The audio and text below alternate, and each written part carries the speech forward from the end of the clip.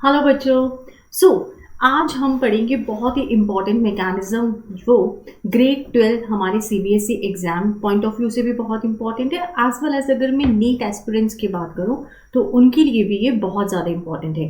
Because 100% हमें यहाँ से दोनों ही एग्जाम्स में क्वेश्चन आते हैं। अब अगर मैं बात करती हूँ सीबीएसई बोर्ड एग्जाम्स की, तो उस केस के अंदर इससे हमारे पास जो क्वेश्चन बना वो सब्जेक्टिव बना। अब सब्जेक्टिव में डिपेंड करता है कि आपसे एग्जामिनर जो है question as a long question भी पूछ सकता है और एज अ शॉर्ट क्वेश्चन भी पूछ सकता है। लॉन्ग क्वेश्चन अगर आता है इस पर्टिकुलर टॉपिक में से, that is SN1 and SN2 mechanism से, तो वो हमेशा ही आएगा on the basis of the mechanism. लेकिन अगर मैं शॉर्ट क्वेश्चन की बात करती हूँ तो शॉर्ट क्वेश्चन आता है कि आपको कोई स्ट्रक्चर दे देंगे या कोई बेसिकली कंपाउंड दे देंगे and they will ask you कि इसमें से कौन SN1 अंडरगो करेगा या कौन SN2 अंडरगो करेगा, या फिर वो पूछ लेंगे कि इन दोनों कंपाउंड्स को कंपेयर करके बताओ which is undergoing a SN1 mechanism at a faster rate या SN2 mechanism at a faster rate.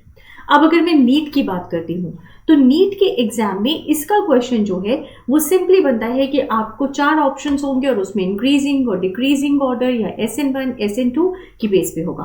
तो let's understand this particular mechanism in a very concise and summarised manner. So the very first thing we are going to talk about the SN1 mechanism.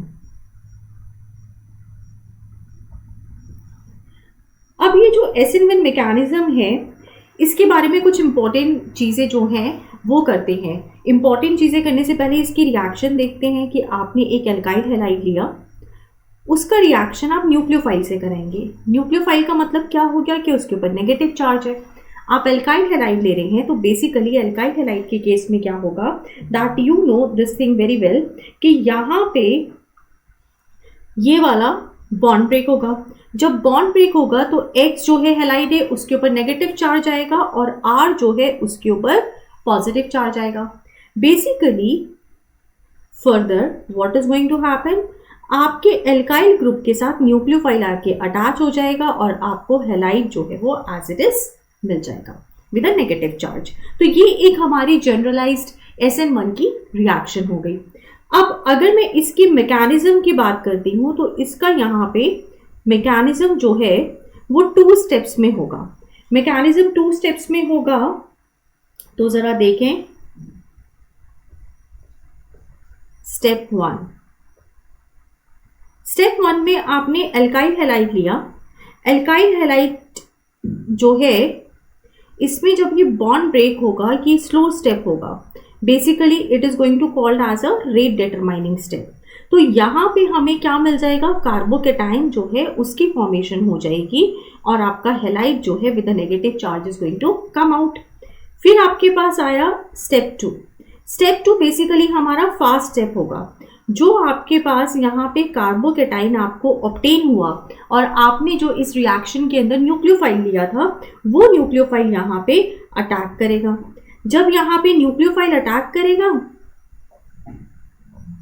तो वो आपको alkyl halide के साथ attach हो जाएगा and this is going to be your fast reaction. तो basically आपके पास जब भी SN1 रिएक्शन होगी तो SN1 के अंदर ये 2 स्टेप्स जो हैं वो फॉलोड होंगे। अब कुछ हम इसके जो SN1 रिएक्शन है इसके कैरेक्टरिस्टिक्स होते हैं जो हमारे लिए बहुत इंपॉर्टेंट है याद रखना, क्योंकि हमसे कैरेक्टरिस्टिक में से भी MCQ टाइप का क्वेश्चन पूछ लिया जाता है। अब देखिए फर्स्ट कैरेक्टरिस्टिक अगर मैं बात करूं तो देखो यहाँ पे क्या हुआ, 2 स्टेप्स के अंदर हुआ। तो बेसिकली मैं क्या बोलूंगी कि this reaction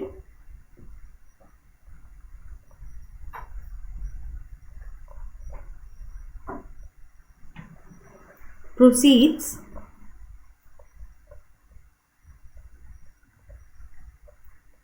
in 2 steps। Second, यहां पे जो मेरी काइनेटिक्स होगी रिएक्शन की, स्टार्टिंग में क्या था, मेरे पास सिर्फ एल्काइल हैलाइड था, तो kinetics of a reaction is going to depend on the concentration of alkyl halide. अब क्योंकि वो सिर्फ एक ही की कॉन्सेंट्रेशन पे डिपेंड कर रही है, तो ऑर्डर क्या हो जाएगा? Order is going to be 1, क्योंकि वो एक ही की कॉन्सेंट्रेशन पे डिपेंड कर रही है। ऑर्डर 1 हो गया बच्चों, तो क्या हो गया? मॉलिक्यूलैरिटी भी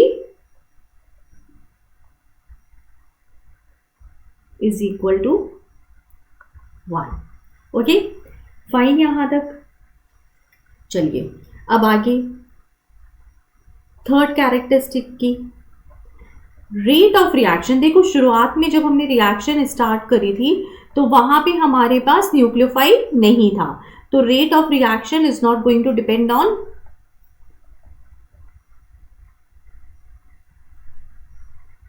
न्यूक्लियोफाइल। फोर्थ, आपका जब फर्स्ट स्टेप हुआ था तो आपको एज अ इंटरमीडिएट कौन मिला था? इंटरमीडिएट कार्बोकेटाइन मिला था। और आपको ये पता है कि जब आपको इंटरमीडिएट कार्बोकेटाइन मिलता है तो इट मीन्स रीअरेंजमेंट इज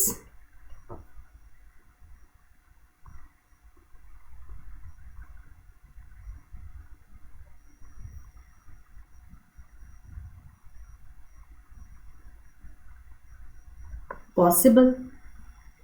फिर fifth one, SN1 reaction occurs in the presence of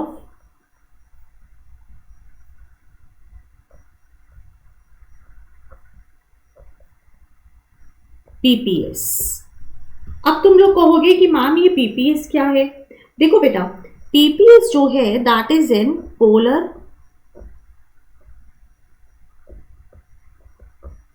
protic solvent. For example अगर मैं बात करूं यहाँ पे, दैट इज योर H2O आप कह सकते हो, ROH कह सकते हो। अब बहुत सिंपल तरीके से मैं तुम्हें बता रही हूँ कि अगर तुमसे कोई पूछ लेता है कि भैया PPS बताओ तो क्या होता है, तो PPS का फुल फॉर्म हो गया पोलर प्रोटिक सॉल्वेंट। बहुत सिंपल तरीका है यहाँ पे कि जो हाइड्रोजन एटम होता है वो डायरेक्टली अटैच्ड होता है टू द इलेक्ट्रोनेगेटिव एटम। अगर hydrogen atom is directly attached to electronegative atom, it means it is a polar protic solvent. दूसरा टाइप का सॉल्वेंट हमारे पास होता है पोलर अप्रोटिक सॉल्वेंट। जब आप यूज कर रहे हो word polar aprotic solvent, it means कि हाइड्रोजन एटम जो है it is not directly attached to electronegative atom. For example your DMA, DMF ये सब हो गए। ठीक है, अब ये इंपॉर्टेंट है क्योंकि ये हमसे ना एग्जाम में पूछ लिया जाता है। अब sixth and very important step जो है यहाँ पे हमारे SN1 के लिए, दैट इज योर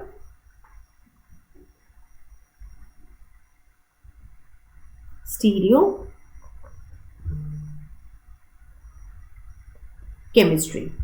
अब स्टीरियो केमिस्ट्री ऑफ SN1 ये समझते हैं हम, जो हमारे लिए सबसे ज्यादा इंपॉर्टेंट है।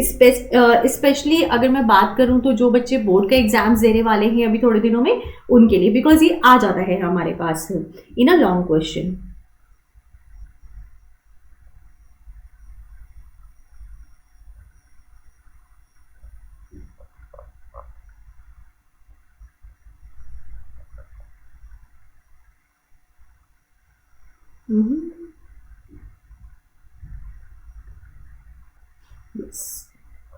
और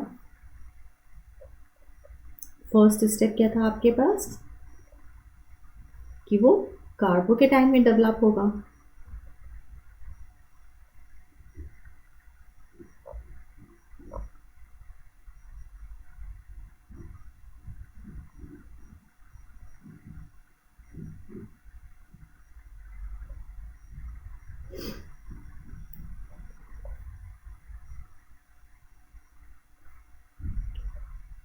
ये आपका कार्बोकेटाइन में डेवलप हो गया। अब अगर तुम इसकी ज्योमेट्री देखोगे, केमिकल बॉन्डिंग ग्रेड 11th में तुम लोगों ने पढ़ा है, तो ज्योमेट्री कैसी है इसकी बच्चों? Trigonal planner. और हाइब्रिडाइजेशन कैसी है? sp2 हाइब्रिडाइजेशन है। अब फर्दर क्या हो जाएगा, देखो हमारे पास फर्दर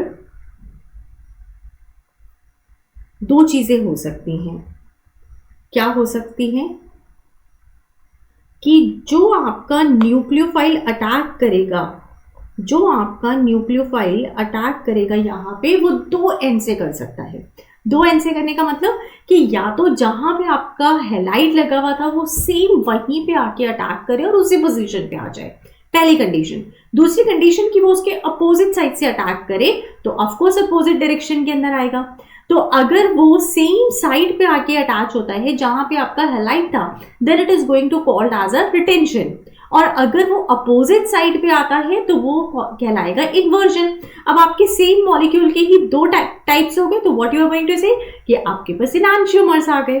ठीक है, so let's see over here कि कैसे हमारे पास आएगा।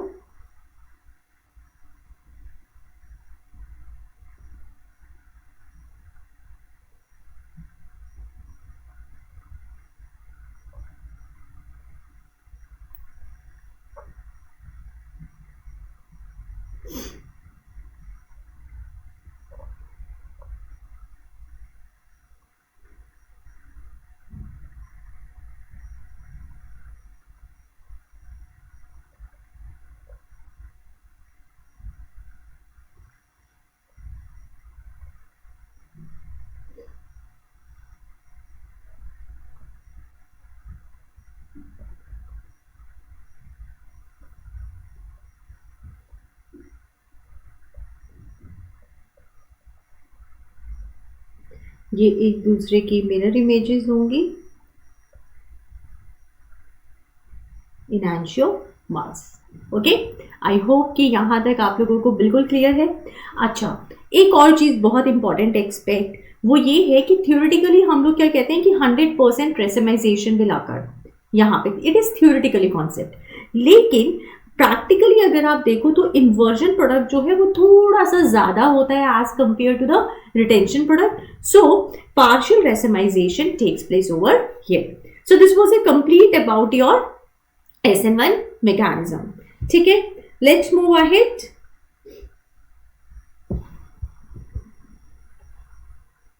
To see the SN2 mechanism. Okay, SN2 mechanism की बात करते हैं अब हम लोग। SN2 mechanism अगर मैं देखूं तो देखो, आपके पास न्यूक्लियोफाइल है, आपके पास एल्काइल हैलाइड है, आपको पता है they are being electrons which is being shared over here. Nucleophile यहाँ पे आके अटैक हुआ और आपको हैलाइड मिल गया। तो अब देखो यहाँ पे मेरे पास किसी तरीके का कार्बोकेटाइन इज नॉट फॉर्म्ड। तो अब अगर मैं इसके कैरेक्टरिस्टिक्स देखूं,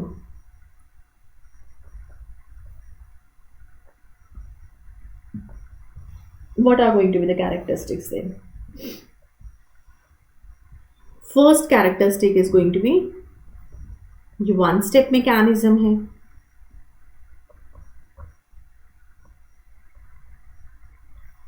second characteristic is going to be kinetics of reaction जो है, अगर आप बात करो ऑर्डर ऑफ रिएक्शन की, तो वो डिपेंड करेगा on the concentration of the alkyl halide as well as the concentration of the nucleophile. ऐसा क्यों? क्योंकि जब आपकी रिएक्शन की शुरुआत हुई थी तो दोनों चीजें आपके पास थी, इस वजह से। अब क्योंकि वो आपके दोनों पे ही डिपेंड कर रहा है, तो order is going to be 2 और मॉलिक्यूलैरिटी क्या हो जाएगी बच्चों? It is also going to be 2। ठीक है, okay fine. One more thing over here, flow में मैंने थोड़ा रॉन्ग लिख दिया। ऑर्डर ऑफ रिएक्शन की बजाय आप लोग लिखेंगे rate of reaction. Okay, third step, third thing, rate of reaction depends on concentration of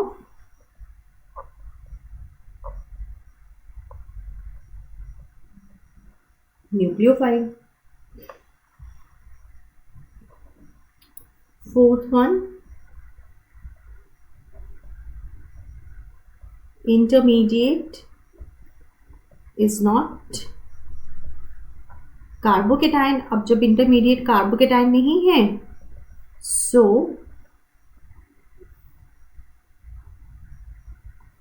no rearrangement. Fifth, SN2 polar aprotic solvent की प्रेजेंस में होगा।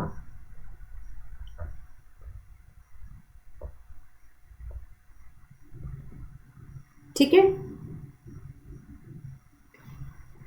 इसकी प्रेजेंस में होगा। और एग्जाम्पल क्या होगा इसके? DMSO, DMF and so on. Sixth is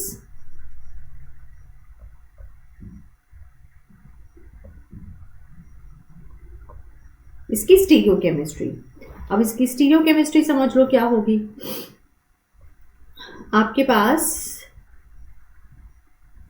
ये एक न्यूक्लियोफाइल है, ठीक है, और आपके पास जो है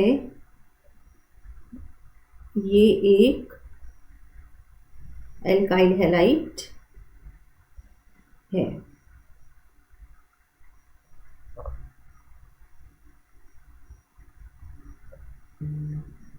ओके, अब क्या होगा बेसिकली कि क्लोरीन जो है आपको पता है वो इलेक्ट्रोनेगेटिव है, तो वो इलेक्ट्रॉन्स अपनी तरफ पुल करेगा।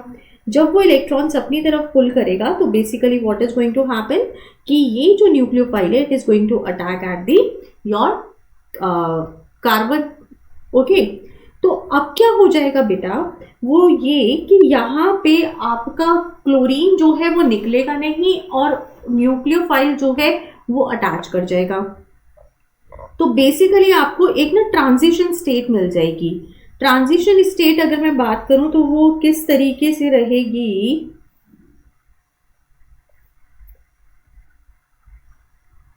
ये कार्बन हो गया आपके पास,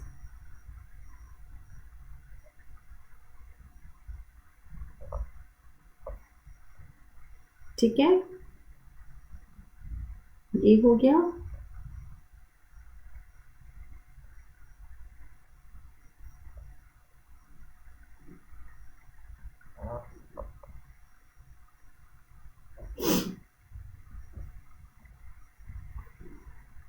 ये तो ये जो है अगर मैं इसको एक रफली यहाँ पे ज्वाइन करूं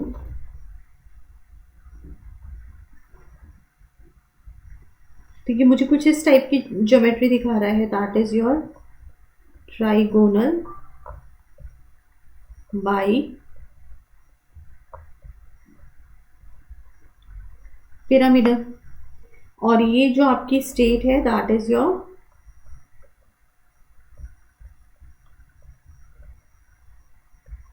ट्रांजिशन स्टेट। ठीक है, अब बेसिकली क्या होगा फर्दर, मैं थोड़ा सा ऊपर की साइड बना रही हूं इसे, HOCR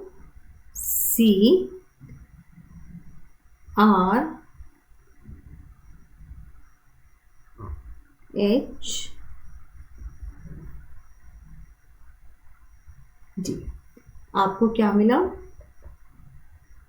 सिंगल प्रोडक्ट जो है वो फॉर्म हो गया यहाँ पे। ठीक है, तो बेसिकली क्या हुआ, SN2 रिएक्शन के अंदर आप ये कह सकते हैं कि यहाँ पे हमारे पास 100% इन्वर्जन हो गया। 100% इन्वर्जन क्यों बोला हमने बेटा, क्योंकि जो क्लोरीन है अगर आप देखो स्टार्टिंग में it was the right side, लेकिन OH जो है, जो आपका न्यूक्लियोफाइल है, वो कहाँ आके अटैच हुआ, वो लेफ्ट हैंड साइड आके अटैच हुआ। तो यहाँ आप कह सकते हो कि आपके पास 100% inversion has taken place. Okay, moving ahead, rate of reaction जो है यहाँ पे it is inversely proportional to the